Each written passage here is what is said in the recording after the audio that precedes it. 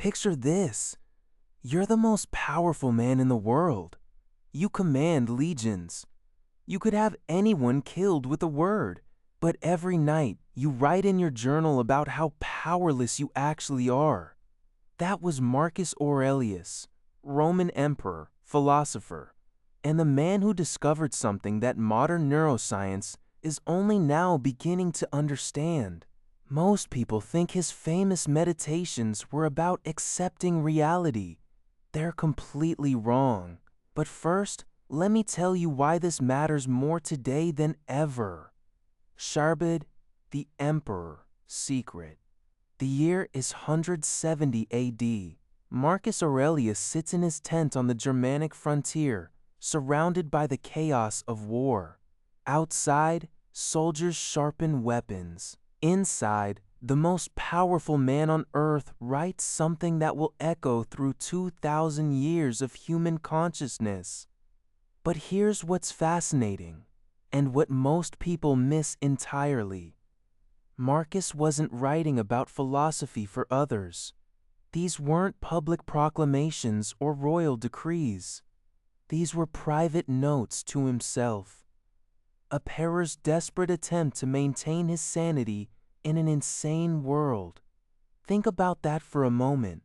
The man who literally controlled the fate of millions was writing himself reminders. Here's where it gets interesting. Marcus Aurelius wrote, "You have power over your mind, not outside events. Realize this, and you will find strength." But here's what's revolutionary about this statement. He wasn't talking about positive thinking or mental tricks. He was describing something that modern neuroscience calls predictive processing, the brain's ability to literally construct reality before we experience it. Your brain doesn't just receive information about the world. It creates a model of the world, then checks that model against incoming data. Think about this. Right now, as you're watching this, your brain is generating your experience of reality milliseconds before you're consciously aware of it. The colors you see, the emotions you feel, even the thoughts you think you're thinking, they're all constructions. Marcus understood this intuitively. He realized that every situation, every crisis, every triumph existed in two forms: the external event and his mental representation of that event. And here's the kicker. Only one of these had any real power over his life. Most people read this and think it's about denial or suppression. They couldn't be more wrong.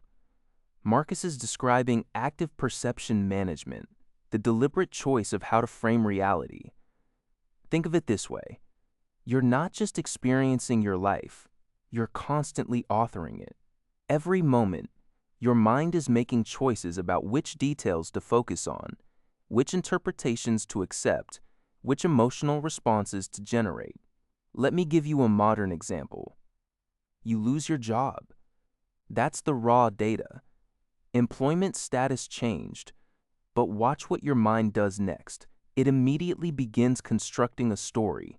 I'm a failure. The economy is rigged. This is the worst thing that could happen. Or maybe, this is an opportunity. I was meant for something bigger. Perfect timing for my next chapter. Same event, completely different realities. And here's what Marcus understood that most people miss. You're not a passive victim of whichever story your mind happens to generate. You can actively choose. If this is resonating with you, if you're starting to see how powerful this really is, make sure you're subscribed, because we're about to go even deeper. But Marcus took this one step further. He didn't just use this technique to cope with problems. He used it to Think about this practically. Every challenge you face is essentially offering you a choice. Will this obstacle reveal your weaknesses, or will it build your strengths? Will this setback define your limitations, or will it expand your capabilities? Marcus realized that his external circumstances, the wars, the plagues, the political chaos, weren't happening to him. They were happening for him. Each crisis was a training opportunity. Each setback was a chance to practice the art of perception. But here's the most profound part. As Marcus developed this skill, this ability to consciously shape his perception of reality, something extraordinary happened. The external circumstances began to change too, not because he wished them away or denied their existence, but because his transformed perception led to transformed action. When you see obstacles as opportunities, you approach them differently.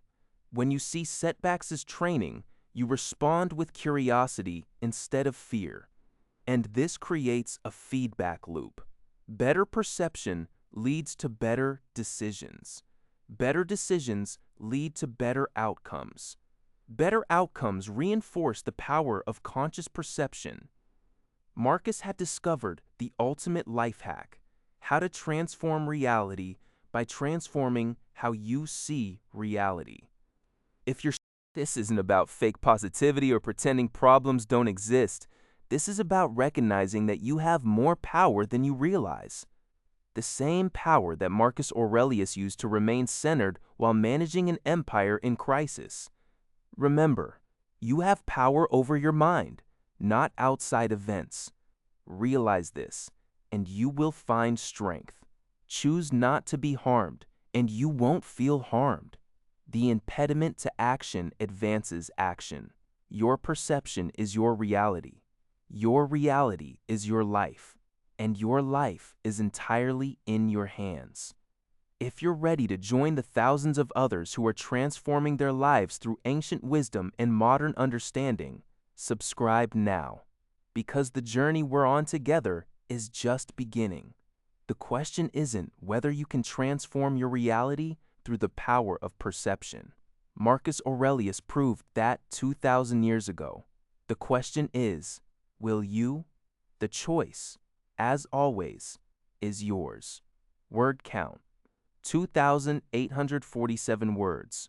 Estimated watch time: 17.3 minutes at 165, 100 charping. 17.3 minutes at 165 WPM.